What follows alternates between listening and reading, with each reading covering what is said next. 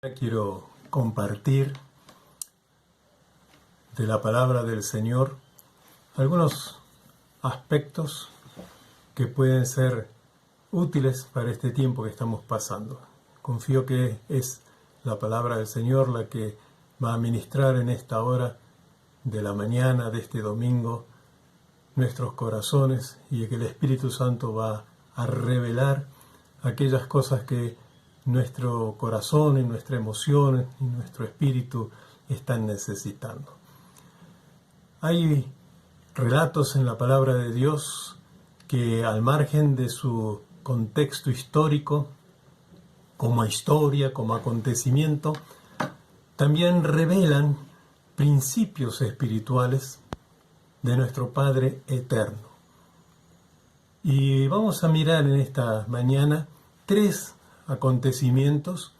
Todos tienen relación con el mismo hecho, bien conocido por los creyentes, por todos nosotros en el Antiguo Testamento, que se refiere a el Éxodo, el cruce del Mar Rojo y el canto de Moisés y María del otro lado de la orilla. Vamos a comenzar con Éxodo y les invito a buscar en sus Biblias, si no yo voy a leer el capítulo 13 de Éxodo. Vamos a leer unos versículos y luego vamos a hacer referencia, no vamos a leer todo el capítulo. Aquí es necesario, sí, tal vez que después tranquilos lean el capítulo 13, el 14, el 15, pero en esta mañana vamos a acortar los tiempos y vamos a leer algunos versículos nomás de estos relatos. Y vamos a comenzar con después de la Pascua, cuando el pueblo ya estaba comenzando la jornada. Dios le dio a Moisés algunas instrucciones, algunas tips, dirían ahora, de lo que significa o lo que necesitamos para el camino. Y si bien en el marco histórico es lo que necesitaban para lo material, para salir de la esclavitud a la tierra prometida, también hay revelación de espíritu, de principios espirituales que nos acompañan a nosotros en la jornada de nuestra vida, en el camino de nuestra vida. Vamos a leer Éxodo capítulo 13, versículos 17 al 22. Dice así la palabra del Señor. Y luego que Faraón dejó ir al pueblo, Dios no los llevó por el camino de la tierra de los filisteos, que está cerca, porque dijo Dios, para que no se arrepienta el pueblo cuando vea la guerra y se vuelva a Egipto. Mas hizo Dios que el pueblo rodease por el camino del desierto del Mar Rojo. Y subieron los hijos de Israel de Egipto armados. Tomó también consigo Moisés los huesos de José, el cual había juramentado a los hijos de Israel, diciendo, Dios ciertamente os visitará, y haréis subir mis huesos de aquí con vosotros. Y partieron de Sucot y acamparon en Etam, a la entrada del desierto. Y Jehová iba delante de ellos de día en una columna de nube para guiarlos por el camino, y de noche en una columna de fuego para alumbrarles, a fin de que anduviesen de día y de noche. Nunca se apartó de delante del pueblo la columna de nube de día, ni de noche la columna de fuego. El versículo 17 con el que comenzamos la lectura es interesante porque dice que Dios no los llevó por el camino más corto. Tenían 11 meses como mucho para poder llegar al borde de la tierra prometida. Pero Dios estableció una ruta un poco más larga, de varios meses más.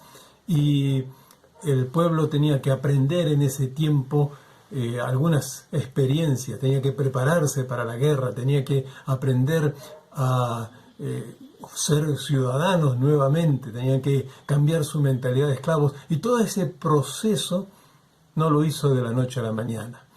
El andar en el camino de fe del creyente es un proceso. Cuando nosotros éramos jóvenes, había una canción que decía, hermano mío, cuando ves que mi vida perfecta no es, ten paciencia. Dios ha comenzado su proceso en mí. Y el estribillo nos invitaba, debemos amarnos los unos a los otros, aceptarnos como somos. La vida del creyente, tu vida, mi vida, en el caminar de fe, es un proceso. Y Dios no se apura, Dios toma su tiempo. Pero en este proceso y en esta jornada, en este camino, Él establece 3 cosas. No están en el pasaje que hemos leído, sino un poquito antes, en el capítulo 13, versículos 6 y 8, encontramos la primera. Dice así: 6 días comerás pan sin levadura, y al 7º día será fiesta para Jehová. Por los 7 días se comerán los panes sin levadura, y no se verá contigo nada leudado ni levadura en todo tu territorio.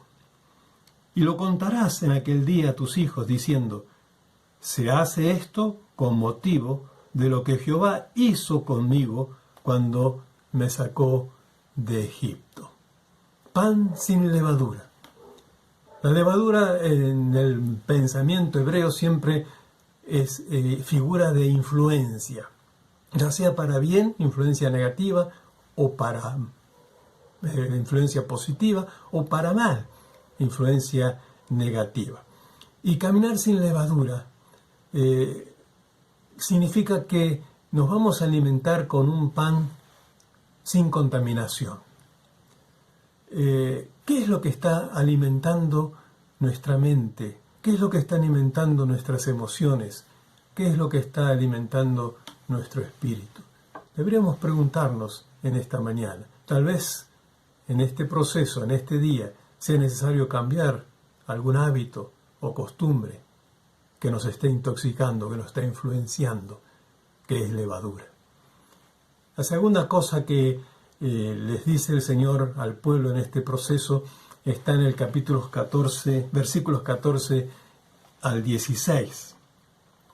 Y cuando mañana te pregunte tu hijo diciendo: ¿qué es esto?, le dirás: Jehová nos sacó con mano fuerte de Egipto, de casa de servidumbre.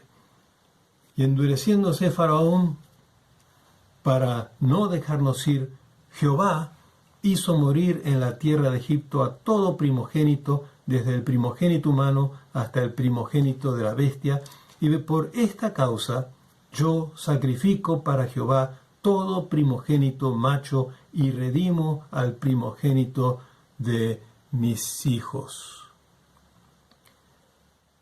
Será pues como una señal sobre tu mano, y por un memorial delante de tus ojos, por cuanto Jehová nos sacó de Egipto con mano fuerte.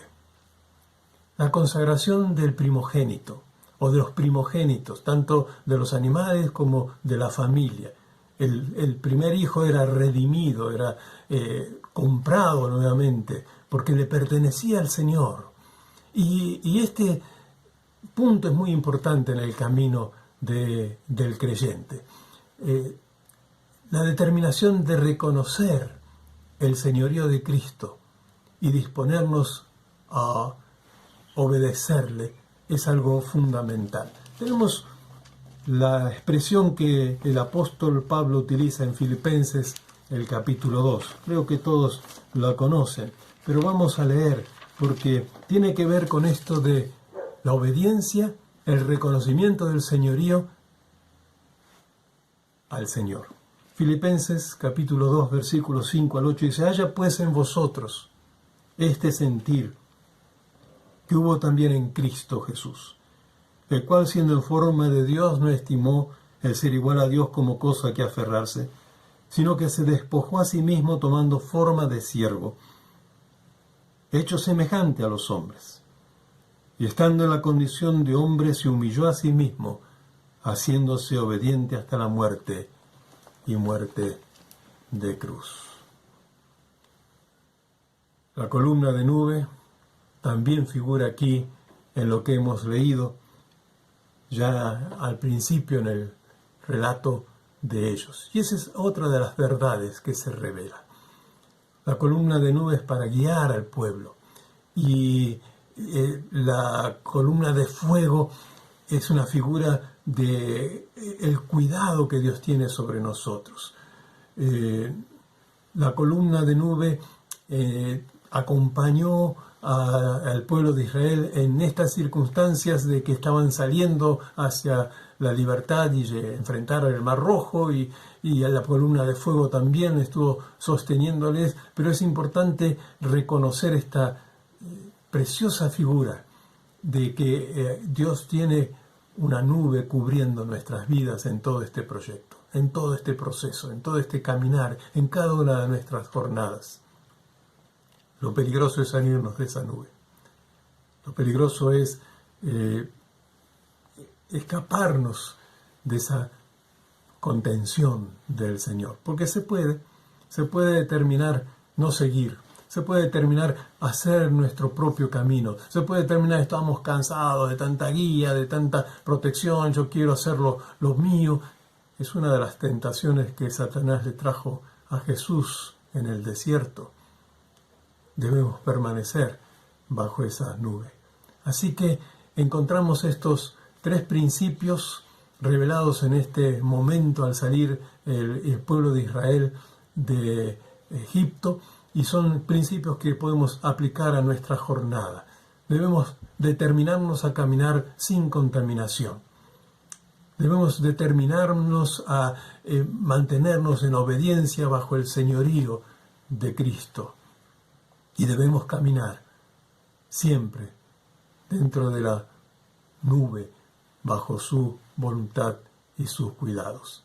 Esta es la primera de las experiencias que tiene el pueblo de Israel. Vamos a continuar con la segunda. La segunda historia es lo que ya hemos escuchado en la lectura bíblica de Éxodo capítulo 14, los versículos 1 al 29, que es todo el relato del enfrentamiento del pueblo recién liberado con una realidad que de frente tenía el Mar Rojo y detrás a Faraón con sus ejércitos, sus carros, persiguiéndolo, casi alcanzándolo, para volver a llevarlos otra vez al estado de esclavitud en el que habían estado por 430 años. Este es un relato bien conocido y muy atractivo también en estos tiempos para cualquiera de nosotros que tenemos que presentar o predicar la palabra. En estos días de pandemia mundial, de coronavirus y de situaciones de cuarentena, es recurrente el pensamiento de esta situación, de este momento histórico que tuvo que vivir el pueblo de Israel. Y esto nos enseña algunas cosas también del punto de vista espiritual, que son principios eternos en el obrar de Dios y en el obrar también del príncipe de este mundo, Satanás, que repite muchas veces sus maquinaciones, sus mañas, sus formas de perseguir a aquellos que han alcanzado la libertad. El sistema del mundo, en un mundo sin Dios, siempre nos va a estar persiguiendo. Algunas figuras más suaves, otras más gordas, pero es como un león rugiente que está ahí buscando que uno se descuide para atacar y devorar. Nos enfrenta a nuestros sentimientos, las circunstancias que salimos con gloria y con la mano extendida de Dios y que dejamos atrás la experiencia de la esclavitud, de repente se enfrenta a la incertidumbre de cómo debo seguir. ¿Qué hay dentro de mi corazón? ¿Cuántas dudas aparecen? Aparece el miedo, aparece el desánimo, como vemos en el pueblo. Mejor nos hubiera sido morir en Egipto, volver atrás, ser esclavos. Aparece también la depresión. Y no son emociones del pueblo de Israel solamente. Son realidades que tenemos que enfrentar en estos días de circunstancias difíciles que no esperábamos y que estamos pasando en este tiempo. Nos enfrenta también a de repente ver que estamos en una situación en la que no hay tiempo para lograr una salida. Me imagino allí a los israelitas, a los príncipes, o a los jefes de familia, hablando con Moisés y diciéndole, ¿qué vamos a hacer? No tenemos barcos para cruzar el Mar Rojo. No hay tiempo de hacer puentes para poder cruzar con todo el pueblo. No podemos edificar una muralla para frenar al enemigo. Se nos está viniendo todo encima. Y nos quedan dos opciones solamente. O vamos a pelear y no sabemos pelear, o nos largamos a nadar a ver si alguno puede llegar del otro lado de la orilla. Opciones humanas para enfrentar la problemática de estas circunstancias. Nos revela también nuestras dudas, las dudas que vienen cuando queremos agradar al Señor inclusive. No son por los pecados que cometemos, sino por la debilidad de nuestra naturaleza. Y decimos, sería bueno no exigirnos tanto. ¿Saben que el pueblo de Israel salió con mano poderosa? Los egipcios los persiguieron y tenían una ventaja a favor de ellos, que la mentalidad del pueblo seguía siendo una mentalidad de esclavos. Por eso casi estaban dispuestos a volver. Volver a Egipto. No podemos ser libres. Ahora, este relato, aparte de estos contextos históricos y de estos puntos que estoy compartiendo, tiene un mensaje profético que para mí es uno de los más fuertes en el Antiguo Testamento. Nos muestra la realidad humana. Estamos atrapados, por más que nos esforcemos. No podemos lograr la victoria. Allí está el enemigo detrás de nosotros, como un león rugiente para devorarnos. Pero Dios tiene un plan para librar al ser humano de esta situación. Hubo un hombre que es superior a Moisés.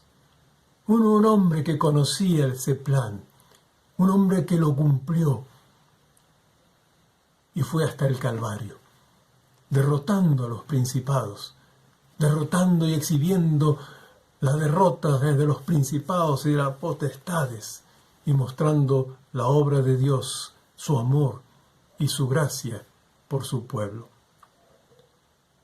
La fe es la que permite que salgamos de cualquier situación.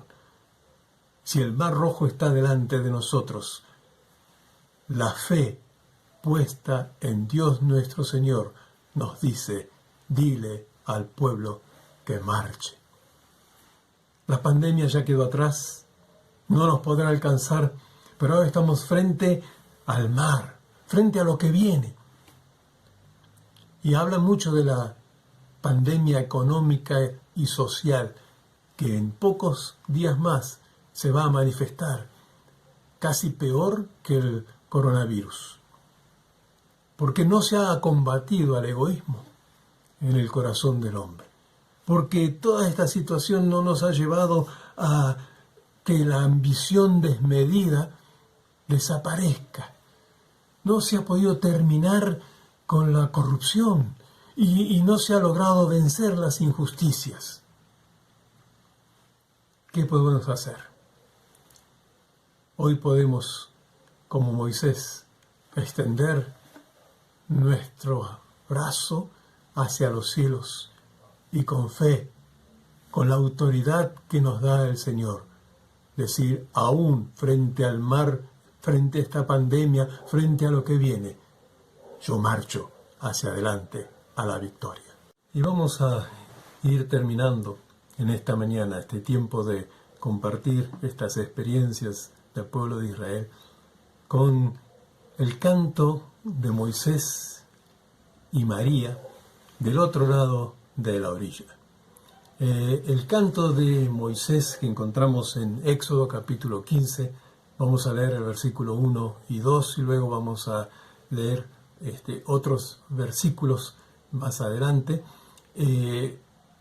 Este canto acompaña toda la Biblia en distintas circunstancias. Dice así Éxodo capítulo 15, versículo 1 y 2. Entonces cantó Moisés y los hijos de Israel este cántico a Jehová y dijeron, cantaré yo a Jehová porque se ha magnificado grandemente. Ha echado en el mar al caballo y al jinete. Jehová es mi fortaleza y mi cántico, y ha sido mi salvación. Este es mi Dios, y le alabaré, Dios de mi Padre, y lo enalteceré. Y sigue el canto, con otros aspectos, pero este principio es el que, estas primeras notas son las que yo quiero conservar para este momento en que estamos terminando de compartir la palabra. Moisés cantó este canto después de cruzar el Mar Rojo. Ya estaba en la otra orilla, ya había visto la salvación del Señor. Jesús, nos dice en el relato del Evangelio según San Marcos, también cantó esta canción, pero antes. Dice que en la celebración de la Pascua, cuando se reunían, agarraban distintas ceremonias de copas y de pan, pero por todas las cosas trataban de también adorar al Señor a través del canto, y había un modelo de canto de varios salmos que ellos recordaban, y entre los que estaba el Salmo 118, que es uno de los salmos más mesiánicos, con mayor referencia a la vida, el ministerio y la muerte de Cristo. Y en esa Pascua, dice Marcos el capítulo 14, el versículo 26, después de haber cantado los himnos, Jesús salió con sus discípulos al monte de los olivos. Pero en un canto de victoria anterior a lo que venía. Moisés lo cantó de la otra orilla cuando ya pasó. Jesús lo canta antes, cuando va a enfrentar toda esa circunstancia que hemos recordado hace poco en Semana Santa. Y tenemos también que en el Apocalipsis lo volvemos a encontrar en el boca de los que habían alcanzado la victoria sobre la bestia y su imagen. En Apocalipsis capítulo 15, versículos 2 al 4, cantaron el canto de Moisés. Ha acompañado este canto toda la Biblia. Yo me pregunto por qué. Quizás porque lo aprendieron los ángeles, quizás porque tiene una enseñanza para nosotros, para nuestra jornada, para nuestro andar. Hoy nosotros podemos cantar este canto de victoria, porque el Señor sigue estando al frente como una nube que nos guía en nuestras vidas, y sigue estando en nuestras espaldas como una columna de fuego. Dios está al frente de cada uno de nosotros.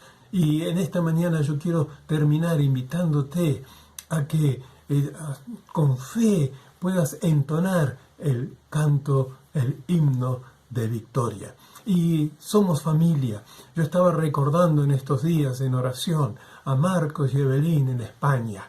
Estaba pensando en Esteban Baró y su familia en Brasil, estos lugares tan afectados por la pandemia, en Analía y Víctor en Asunción, porque aquí tenemos a sus padres, aquí tenemos seres queridos de cada uno de ellos, Avelina exponiéndose en su trabajo. Y es obvio que no voy a mencionar a todos. Me tiento a mencionar a mis nietos, me tiento a mencionar a nuestros hijos. Cada uno en su familia tiene a alguien que está necesitando de este canto de victoria, está necesitando este empuje de fe, está necesitando que alguien interceda por él delante del Señor. Así que en nuestras casas, allí donde estamos, vamos a activar nuestra fe y vamos a decir como Moisés que Dios está haciendo maravillas. En esta mañana nos podemos cantar junto con Moisés y junto con María. Nos dice aquí también en el relato que María, la profetisa hermana de Aarón, tomó un pandero en su mano y todas las mujeres salieron en pos de ella con panderos y danzas. Y María le respondía al canto de Moisés: cantad a Jehová, porque en extremo se ha engrandecido, ha echado en el mar al caballo y al jinete. Cantad a Jehová, porque en extremo se ha enaltecido, ha vencido, ha cubierto, ha guardado de nuestros seres amados de pandemia, de virus, de enfermedades, de peligros. Y cuando podamos volver a encontrarnos en nuestro salón, al pasar por sus puertas, yo imagino que los músicos pueden comenzar a cantar. Y allí veo a Betty y a Carmen y a Gladys tomar sus panderetas y exclamar como María: cantad a Jehová, porque en extremo se ha engrandecido. Que Dios bendiga tu vida en este domingo, que seas bendecido con la fe y que puedas cantar el canto de victoria.